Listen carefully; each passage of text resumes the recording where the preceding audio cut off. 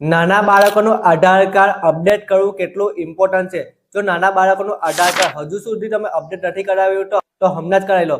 5 વર્ષના નાના બાળકને આધાર કાર્ડ અપડેટ કરાવવું બાયોમેટ્રિક આપીને અથવા તો એમના આઈ સ્કેન કરીને તમે અપડેટ જરૂરથી કરાવી લો. કારણ કે હવે જે પણ કામ થાય છે એ દરેક કામ ઓનલાઈન થાય છે, આધાર કાર્ડ થ્રુ થાય છે. તમારું બાળક સ્કૂલમાં ભણતું હોય અથવા તો તમે ભણવા માટે મૂકવાના છો તો આધાર કાર્ડ અપડેટ હોવું જરૂરી છે. કારણ કે આપાર આઈડી બનાવવાની હોય છે. હવે દરેક વિદ્યાર્થી મિત્રોને આપાર આઈડી કમ્પલસરી કરી દેવામાં આવી છે.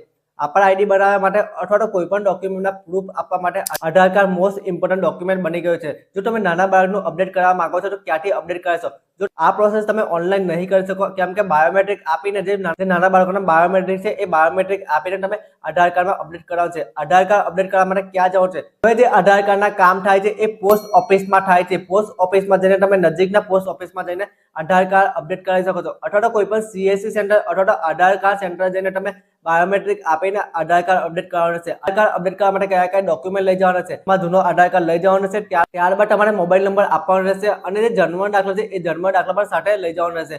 નાના બાળકોનું આધાર કાર્ડ અપડેટ કરવા માટે કોઈ ઇમ્પોર્ટન્ટ ડોક્યુમેન્ટ બીજા હોતા નથી. એમનું જે ઇમ્પોર્ટન્ટ ડોક્યુમેન્ટ હોય છે એ જન્મ દાખલો હોય છે. એ જન્મ દાખલો તમારે લઈ જવાનો રહેશે.